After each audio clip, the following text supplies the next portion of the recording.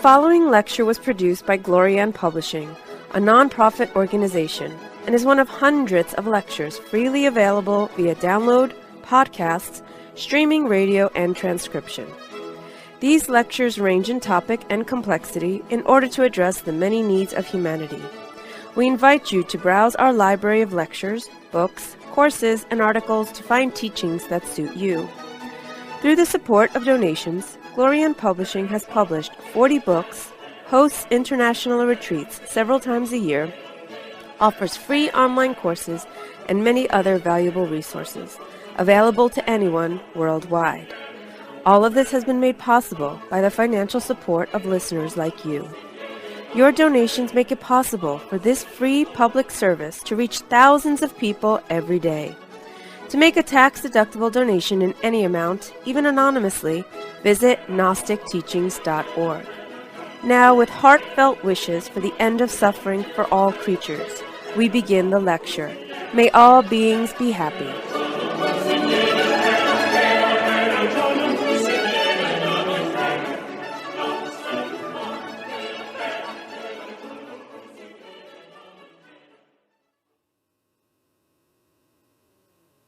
So we're going to talk about the basis of meditation, what meditation is and is not, what's required to really meditate, what does it mean, what's it for, what's the purpose, and how do we make it something that's practical and effective, not just a theory or a belief, but something that we can actually benefit from. Throughout any system of meditation, no matter what system you study, no matter what tradition or background you may have, the central purpose of meditation and the point of meditation is to come about change, to try to address our fundamental problems. And so really it's something that's based in facts, focused on facts. Meditation is not really useful if it's just about beliefs and theories.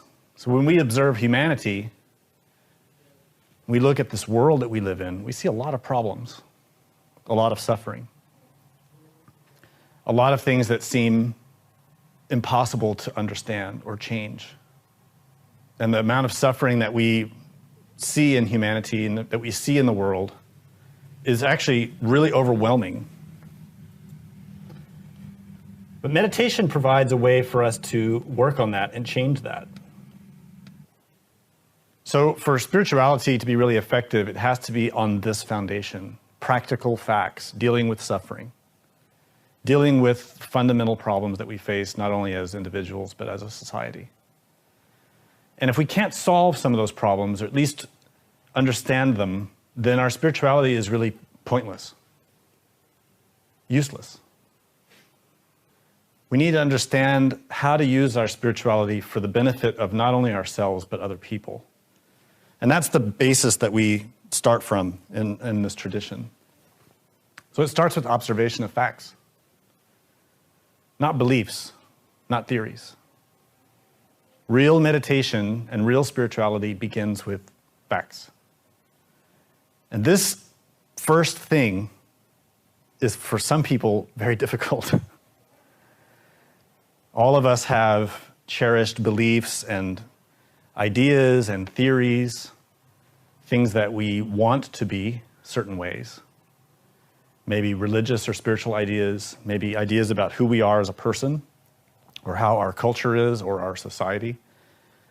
We have a whole huge collection of beliefs, but still we suffer. So if we really want to address the nature of our suffering, if we really want to change that, the first thing that we have to be willing to do is set aside belief. To set aside those ideas and notions that we have about ourselves and about the world, and set aside everything that we cannot prove. Instead, deal only in facts, observable facts, repeatable facts. If you think about this and you analyze this, you will realize that it forms a very powerful basis for your spiritual life. Because if you believe something and you cannot prove it, you could spend a lifetime believing in something that was not real and thus waste that lifetime. Wouldn't it be better to take the approach that all the great teachers gave, which is to pursue that which you can prove? And all the great traditions have that in their scriptures and in their teachings, but people set that aside. They want to just believe because it's easier. They want to just adopt a theory or a belief or a way of behaving and just think and imagine that that's going to be their redemption, their salvation from suffering. But they cannot prove it. So observation of facts is where we begin if we really want to develop an effective spiritual life and an effective meditation practice. This alone can be very difficult. Many people who meditate have a lot of cherished beliefs about meditation. They may believe that they are already at a given stage of development, and they may not observe the actual facts that may prove otherwise. Maybe they are not at that stage of development, but they're unwilling to let go of their beliefs. So if we are sincerely interested in developing an effective spiritual life, we have to start with that. Not believing things about ourselves spiritually or psychologically, but looking at the facts of what really is in our spiritual life. What are the genuine truths that we can confirm and observe in our spiritual life? The second important basis is consciousness. And this is because to observe something means that we need to perceive it. And consciousness is the basis of perception. If we cannot be in a position to observe a fact, then we cannot become conscious of it. This is a critical and important basis of any spiritual pursuit. Any real spiritual life is based on working with consciousness.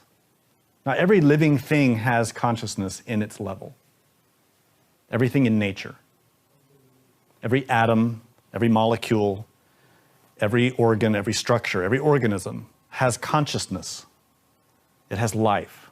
It has the ability to perceive at its own level.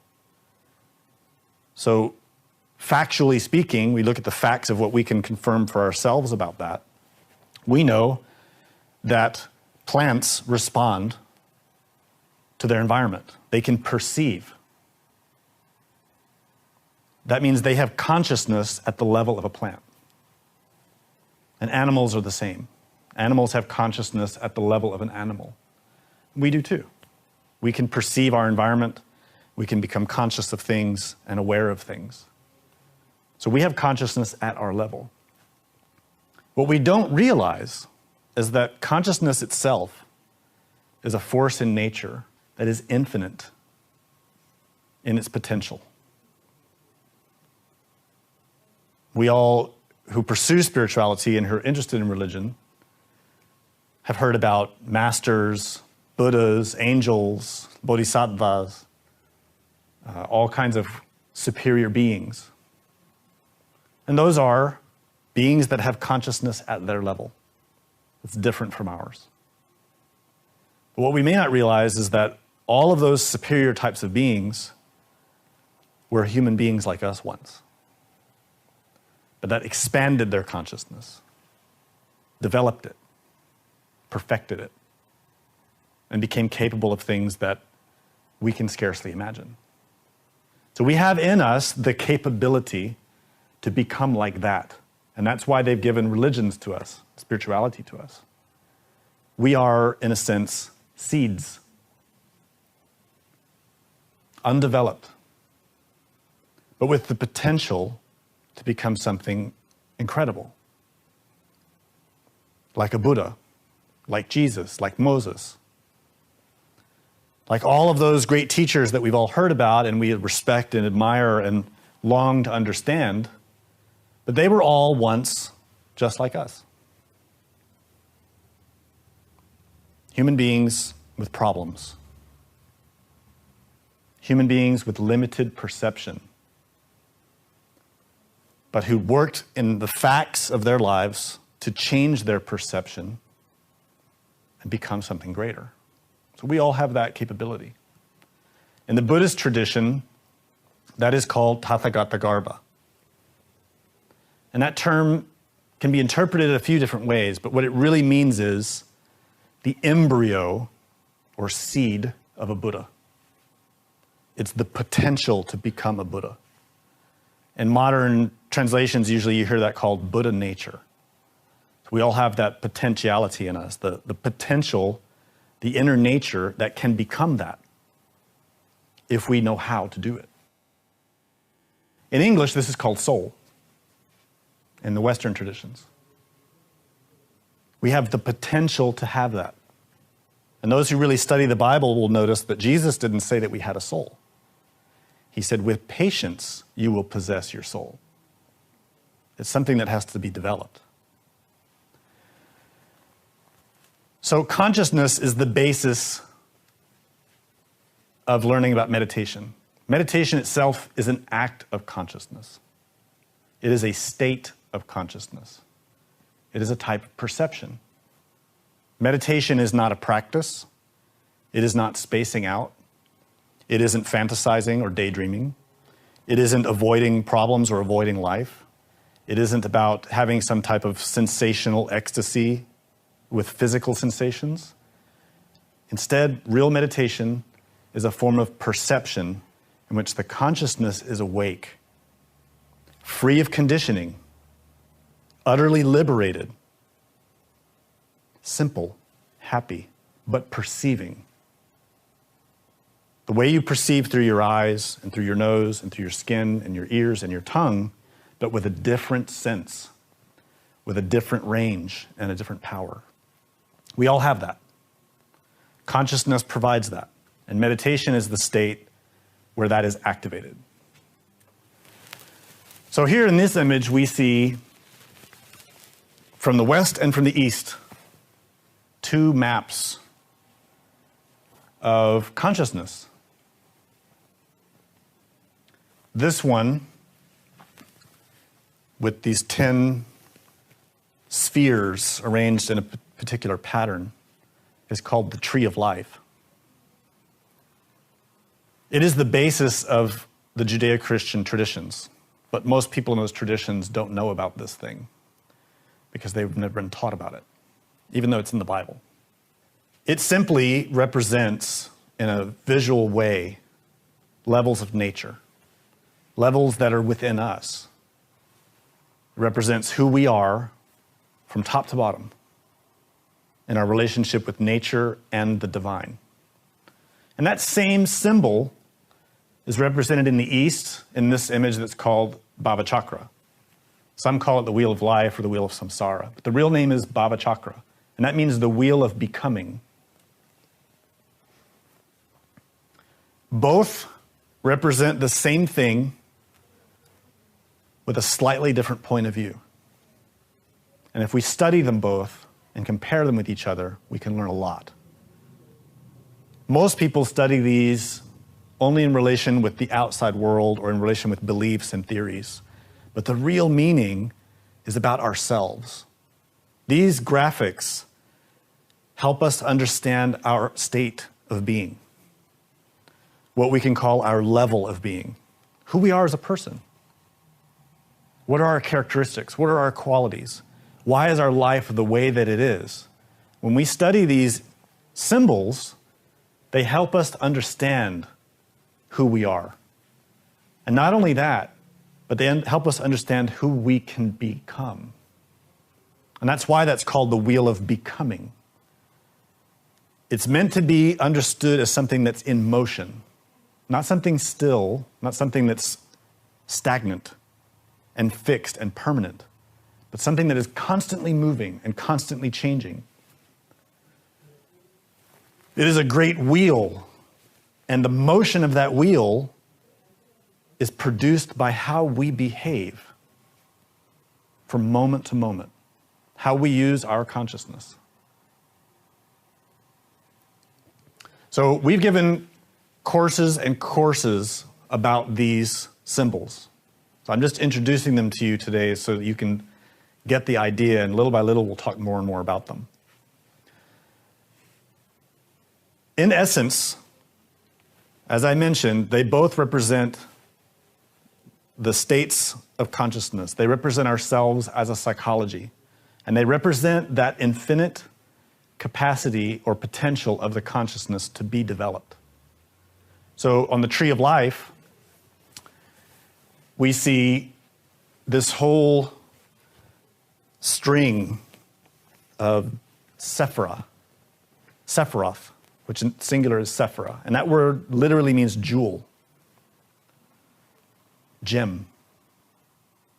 And if you've studied the book of Revelation, you'll read about the tree of life and the beautiful gemstones that adorn the well-developed being. These Sephiroth represent levels of consciousness, levels of potential development. So if we were to look at all of the beings that exist in nature, in all of the infinite universes, in all the infinite levels of life, from the subatomic to the macrocosmic, they can all be represented in all these levels of existence. The very lowest levels are what we can call the hell realms. Right here, this lowest white sphere is Malkut, which means the kingdom, which Jesus spoke a lot about. That represents physicality, the physical world. And above that, we see many more spheres, and those are all superior levels. We can call them heavens or nirvanas.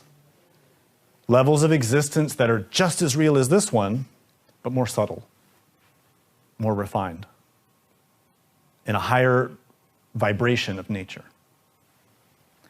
And these are places, both the superior levels and the inferior levels, that all of us have experienced, but we don't realize it. We experience them through our dreams. The Bible's full of stories about people being out of their body, and God takes them here and there, and they have different visions and experiences. And stories about people traversing the lower worlds, like the Divine Comedy of Dante. All of that's mapped here on this image. But what's more interesting is that all of those levels of existence are inside of us. They're all within our own psychology. Those hell realms are our infraconsciousness, our unconsciousness, our subconsciousness. When we have a nightmare, we are in our own hell realms. We are experiencing those submerged worlds. They are inside of us. That is where we find our anger, our fear, our lust, our envy, our greed, our gluttony, all of those qualities that make us suffer, that are inside of us. Those are mapped here on this image. And superior to that, above the physical body, are all the virtues,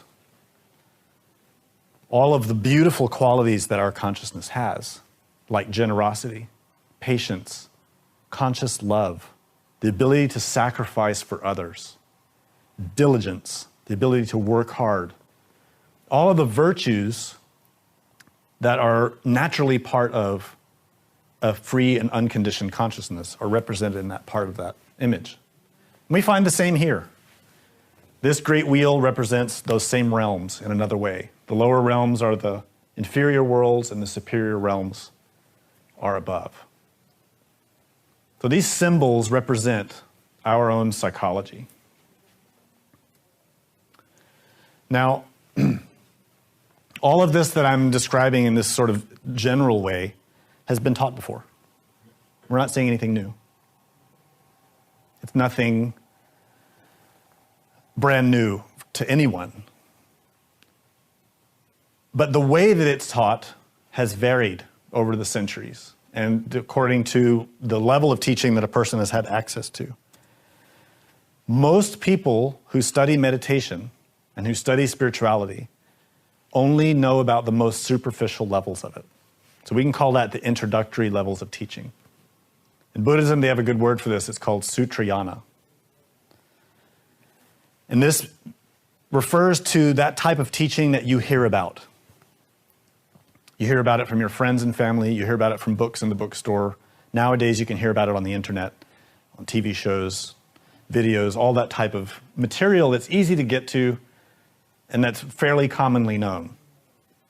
So these symbols and these structures are all taught in those levels of instruction, introductory levels. So if you go to any Buddhist monastery, you will find images of that wheel and images like this one that relate to meditation. It's very easy to find. It's introductory level instruction. Specifically in relation with meditation, we find very easily nowadays, anywhere, meditation instruction. Books, videos, classes. And everybody nowadays thinks they know what meditation is because they've heard this introductory aspect. So here we put this word exoteric. And that means externally available, publicly available, easy to find. Something you can hear about on the street. But that is not the sum total of what meditation is or what spirituality is. To think that meditation is only what people say about it in the cafe or on the street corner would be the same to think that by hearing somebody talk about how to take your Advil or your aspirin, now you know everything there is to know about being a doctor. It's basically the same. So meditation is a very deep, very precise science. The second level of instruction we could call intermediate. In Buddhism, it's called Mahayana.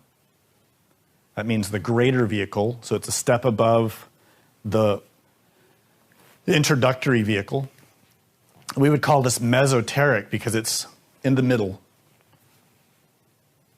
And this is the type of instruction that you would generally get once you've already mastered or developed some ability with the introductory techniques, the introductory teachings.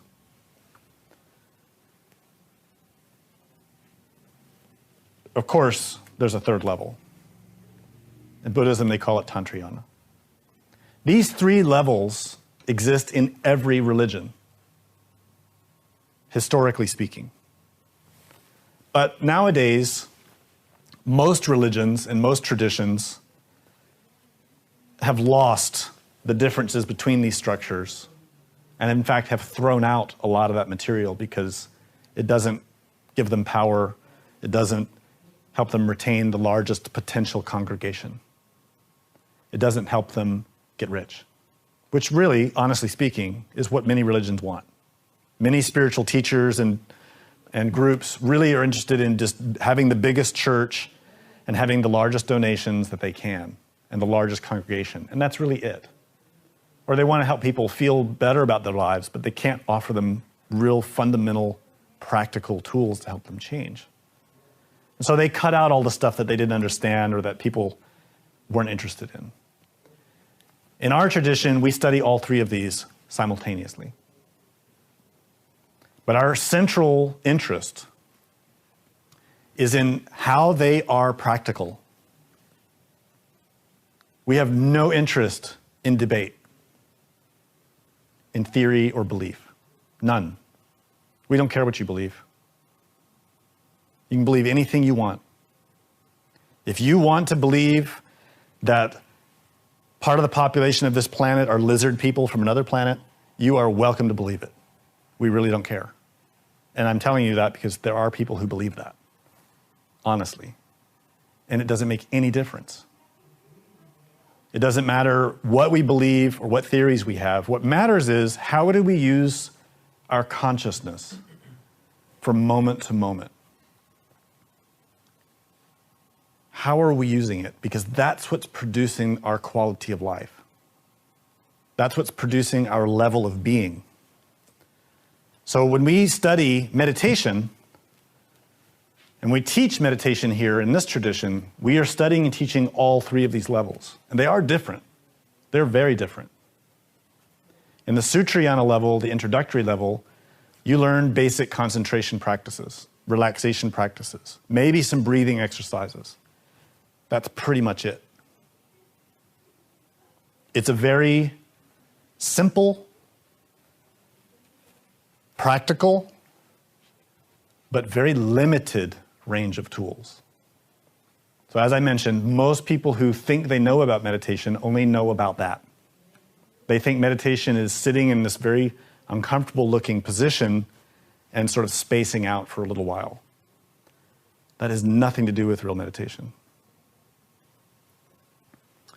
In this first level of instruction, generally what a person learns is how to stabilize themselves psychologically, how to become calm, how to become serene, how to develop equanimity. And so they learn practices like how to concentrate, how to relax, how to observe. These are essential. They start the process of learning meditation. Every meditator needs to know those things. They also learn what causes the mind, the consciousness, the heart, and the body to have tension, to have disequilibrium, to be imbalanced, to be in pain, to be suffering. What causes that? You learn that in the introductory level. And what it's called is ethics. We could say morality maybe, but that's not really a good word. Ethics is a better word. You could also call it karma, cause and effect. The person in the introductory level of instruction is learning, if I behave in this way, this is always the result. If I say this word, it causes this reaction. If I think this thought, it causes this reaction. If I act towards one person in this certain manner, it causes this reaction. It causes me to be out of balance, or it causes this other person to suffer. That's all related to the introductory level. It's very much concerned with one's own state of being. And when you go on to the next level, meaning that you've already learned that and you've started to change, you've started to modify your behaviors, you start to learn about the Mahayana level, and that level is more concerned about other people, not about yourself. It's more concerned with, how can I help others not suffer? Now that I'm already working on changing my own perception, changing my own behaviors, I need to expand that out and start helping the people around me, changing my behaviors for their benefit. So you see, this level is where the virtue starts to really emerge in a person, where their altruism and generosity and love and patience start to become more important. And when a person is really seriously working in that way, they can be introduced into the advanced level, which is called in Buddhism Tantrayana, where they want even more expedient ways to help other people, even more effective, to expand their capacity and their abilities even more. So if you look at these three, you see a shift. In the beginning, we're all very much concerned about ourselves, like we all are now. Myself, my suffering, my life. I want this and I don't have it. Or I have this problem and I want to get rid of it. It's all about me. And that's the state of humanity, is all about I. Real spirituality and real meditation gradually guides the person through practical facts to learn that when you take the attention off of yourself and you begin to shift that away and be more mindful and attentive to the needs of others, not only do you help other people, but your own suffering reduces. You start to realize that the things that you thought were so painful and awful in your life really have no meaning at all in comparison with the suffering of others. That shift in attitude is the essential point of these three structures. Some people see these levels and they think, oh, I want to skip all that beginning stuff And I want to get right to the secret teachings. I want to go right into the esoteric knowledge and skip all that other stuff. Those people are foolish. These three work together, and they have to work together. They form an essential structure. Now, through those levels of instruction, the practice of meditation also changes. In the introductory level, a person learns to relax and concentrate. So they start stabilizing their psychological experience. But they only learn concentration. So in some traditions, they may learn to repeat a mantra. They may learn to focus on the breath, observing the process of breathing. They may focus on a deity and observe a statue or observe a sacred character of some kind, or repeat a prayer. All those exercises to concentrate attention, which are necessary. But in those beginning levels, the introductory level, the students are told to strictly avoid imagination. To strictly avoid it. And the reason is that it's because they need to learn concentration first. But when you get to the next level, Mahayana level, you are introduced to how to use imagination as part of your meditation practice. And when you get to the Tantrayana level, the advanced level, the imagination becomes even more important. Now, those traditions, there are different terms used for them, shamatha and vipassana. If you've studied meditation at all, specifically related with Tibetan Buddhism, Tantric Buddhism, those are the terms that you'll hear or come across. And they can also be called calm abiding and insight. This is what we teach. We don't teach strictly and only the most basic beginning level of meditation. We do teach how to concentrate. We do teach how to become serene, to have meditative stability, which is this concentration aspect. But more than that, we teach you how to harness the very power of the consciousness, which is to perceive. Not just through your physical senses, but through your imagination. You see, this word, imagination, has a bad reputation nowadays. We think that imagination isn't real.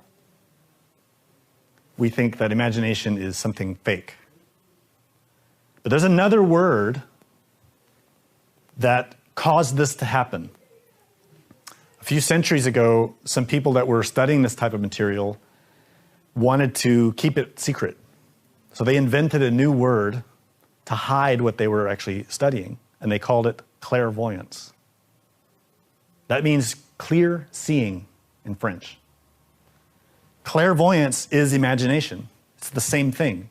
In Sanskrit, it is vipassana. That word simply means insight.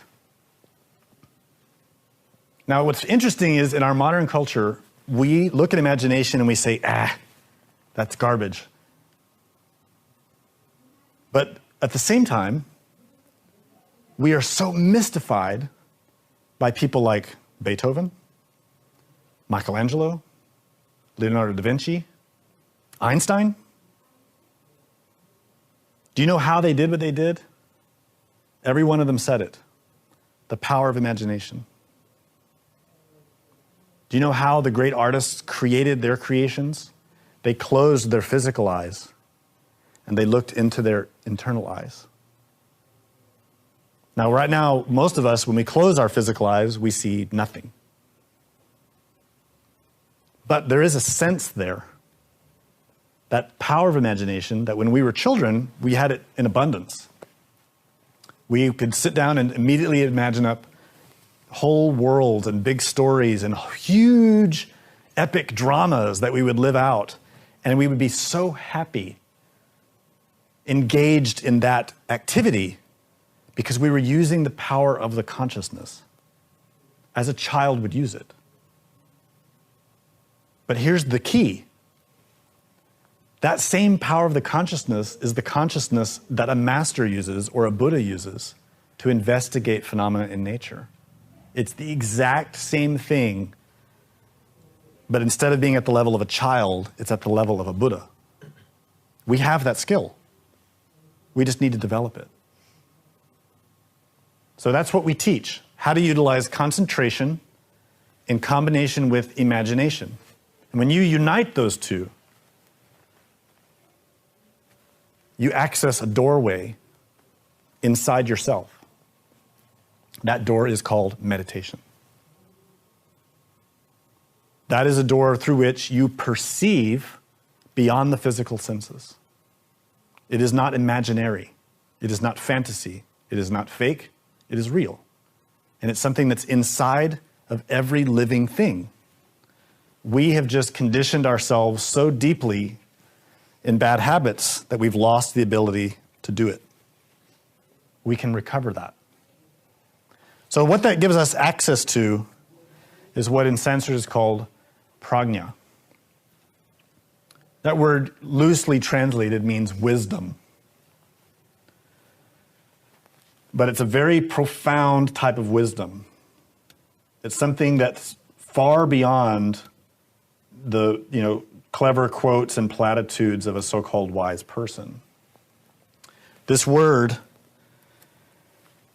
is, in Sanskrit, it's called a paramita, which means a perfection. It's a quality of the consciousness. It's a quality of a being. So when you study, for example, the teachings of Jesus or the teachings of Buddha or Krishna or Padmasambhava or Milarepa, or Moses, any of these great teachers, you see the profound wisdom that they had.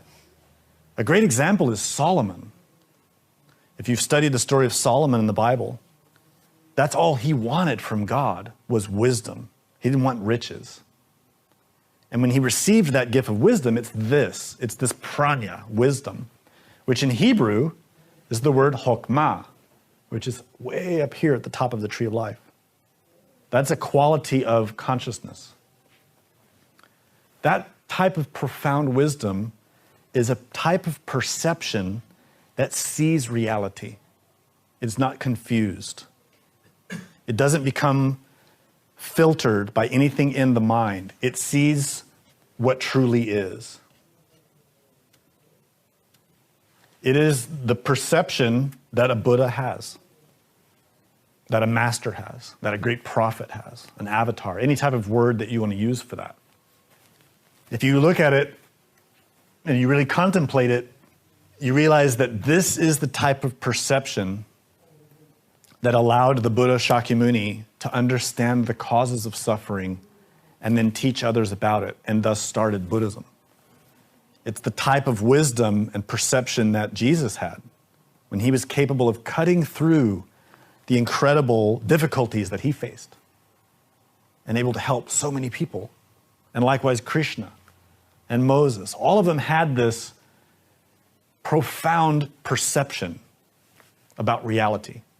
We have that in us, the potential for that. And to reach it, we need to utilize samadhi. This term is open for a lot of interpretation, but what it essentially boils down to a state of being, a state of consciousness that is not conditioned by any ego, by any psychological defect. It is a part, it is where we as a soul, as a consciousness, as a Buddha nature are completely unconditioned by anger, fear, pride, anything. And we experience our true nature liberated. When you meditate and you learn to meditate effectively, you can experience that. It's a state of being, it's a state of consciousness, and there's levels and levels and levels of it. But to reach prajna, profound wisdom, you only can reach it through samadhi, through the consciousness being extracted from defects. So when we look at this chart, the tree of life, we see, here's our physical body at the bottom. Our consciousness, which descends from our inner being, is here now in our physical bodies. We are here perceiving. We are conscious of listening and studying this material. But our consciousness is conditioned by this physical body, by the five senses. Furthermore, it's also conditioned by the psychology that we have right now, by our mood, by the tendency of the mind to think and be distracted, by emotions that may be surging in us. We may feel fear, we may feel anticipation or excitement, we may feel any number of emotional qualities that condition that consciousness even more. Because of that, every little layer of conditioning limits the ability of the consciousness to perceive the truth. Every conditioning filters that perception. So if we came to the lecture feeling angry, we would hear everything through the anger.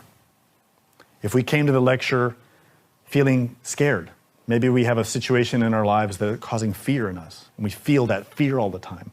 We would only hear the lecture through the fear. Our perception would be conditioned. That is not a state of samadhi. It's a state of conditioning. So to learn to meditate means to learn how to take the consciousness out of all that conditioning. Anyone can do that. But to do it, you have to see the conditioning. You have to be able to recognize it for what it is and extract oneself from it. So, an obvious example, if you're feeling anger, you have to be able to see that anger and say, okay, I feel angry. I'm just going to relax and let it go. And it will. But it won't unless you see it, unless you perceive it, if you see the facts of it. Same with any other conditioning factor, including the physical body. We have to become very aware of the body and very aware of the psyche that conditions our perception. If we learn to do that very effectively, the consciousness can escape out of all that conditioning, and it can experience the reality. It may not be something like seeing angels and Buddhas and the clouds part and all these celestial beings come down to us. It may be as simple as a sudden feeling of just being free and happy and content and serene. But an undeniable happiness, which incidentally is the natural, unconditioned state of our consciousness.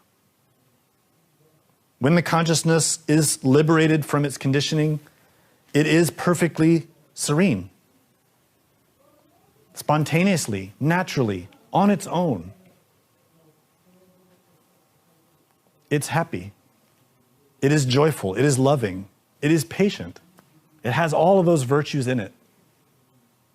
That's its natural state. To be stressed and angry and tense and fearful is unnatural. So the meditation that we learn is not to force the mind to be quiet or to impose upon it some type of fake serenity. Instead, it is the opposite. It is to recognize all of the conditioning that stops it and back away from it. Release all those conditions. Recognize them, release them. And when the process is thorough, the consciousness is liberated spontaneously, naturally, automatically, by itself, without any effort, without any exertion. So in this sense, we can say meditation is actually really easy. It's a matter of learning how to relax, physically and psychologically. That's how we can access samadhi. We call it ecstasy because it is an ecstasy of the soul. It is an ecstasy of the heart, not the body, not physically. It's an ecstasy of the being, of who we really are. And we reach that through this very first factor, which in Sanskrit is called shila. These three factors, or these three elements, shila, samadhi, and prajna, are called the three higher trainings. These are the basis of all real religions, in their heart, in their ultimate nature. Even if the terms are different and the way it's presented may change. These are from the Buddha. I use these because they're very simple and easy to understand. There's no belief about it. It's all practical. So to reach samadhi, to reach ecstasy, we have to learn about what prevents it. And this is ethics. The reason our mind is in the state it's in, the reason we suffer, is because of our behavior.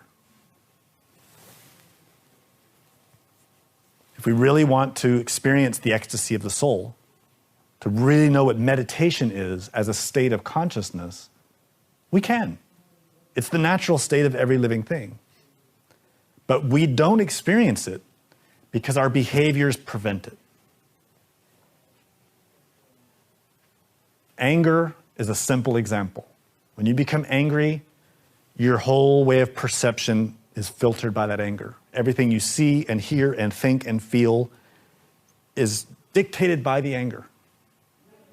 Anger is a conditioning factor. It causes suffering. We suffer, and then we want others to suffer because we're mad.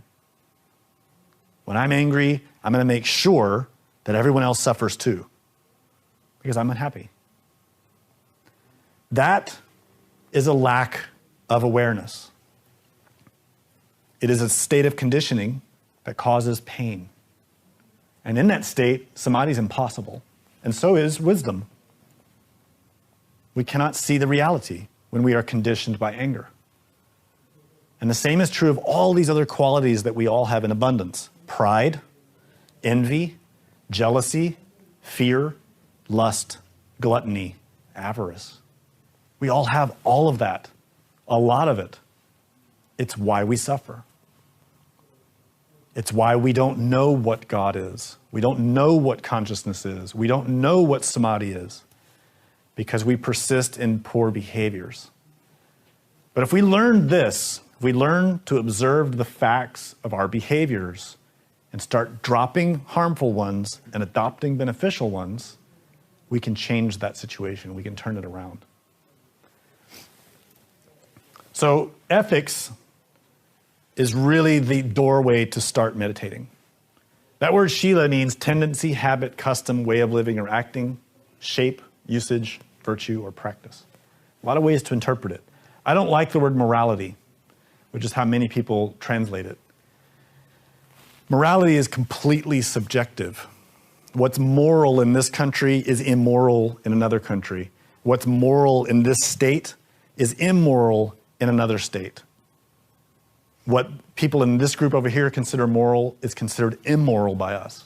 So morality and immorality are completely subjective. Ethics, on the other hand, are objective. They're universal. Violence is harmful. Anger is harmful. This is universal. Selfishness is harmful. This is universal. So this is what we mean by ethics. It's about learning about our own tendencies, our own habits, our own customs, our own ways of living. Recognizing the ones that cause us to suffer and others to suffer, and starting to change them. That's how we learn to start meditating. Now, when we're doing that, we also should be adopting practices, techniques, to start settling ourselves down if we really want to learn to meditate. So this image provides us a little map that guides us in our efforts to learn how to concentrate. And this is for our preliminary concentration practice. This painting is visible in Tibetan Buddhist monasteries all over the world, and all of the practitioners of Tibetan Buddhism learned this map. It outlines in a visual way the process of being a total beginner to step by step, gradually learning to calm down and have serenity psychologically. So we study that here. We study all these stages. There's 9 essential stages. Specifically, at the beginning, we see a monk on this path chasing an elephant who's pulled by a monkey. If this seems like a children's book, it should, because this is basic stuff. This is an introductory level of instruction. But that doesn't mean it's not profound. It's actually very profound. So you see behind the monk, there's a temple, a gompa, that has 3 levels. Those 3 levels have a lot of meanings. But significantly, they relate to those 3 levels of instruction that I pointed out: introductory, middle, and advanced. But they also relate to us. This temple represents us: body, heart, mind. Body, soul, spirit. It's who we are. And this monk also shouldn't be taken literally. The monk represents our own Buddha nature, our own consciousness. Not that we have to become monks and nuns. Instead, the monk represents that we need to have the attitude of a serious person. If we want to begin this path and learn to really meditate, we need the attitude of someone who's very serious about their practice. And so the monk is chasing after this elephant and the monkey, and they represent the quality of mind that we all have when we begin. It's like a wild animal. The elephant represents the heaviness and dullness of our mind, and the monkey represents that flightiness of a mind that will never sit still, a mind that's jumping from one thing to another all the time. So we, as a serious person who really wants to change, we have to chase after the elephant and the monkey through our preliminary practices.